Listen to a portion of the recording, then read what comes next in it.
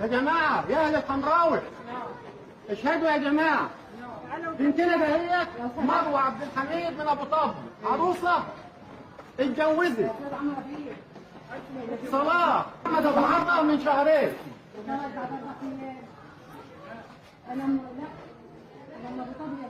وفي الصباحية بيقول لها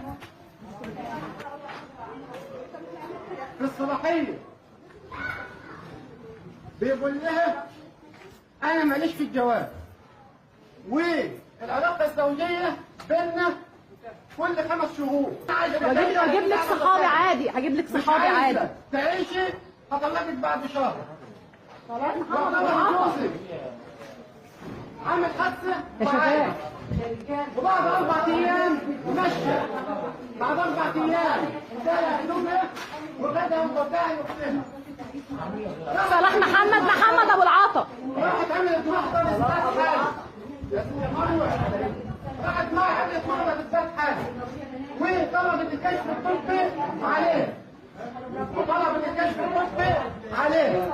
طلعوا إشاعة إنها حامل في شهرين وإنها مش بنت بنوت، لكن هذا التقرير الطبي الشرعي طلع واحنا كنا مستنيينه بيقول إنها بنت بنوت وغشاء البطانة بتاعها سليم، وبعد 4 أيام مفيش أي حاجة فيه. غشاء البطانة سليم. هذه جربت يا جماعة. تاني حاجة، في واحدة تكون معيوبة تروح تعمل محضر وتطلب كشف طبي على نفسها وهي مش سليمة إلا إذا كانت شريفة وعارفة نفسها إنها سليمة وشريفة.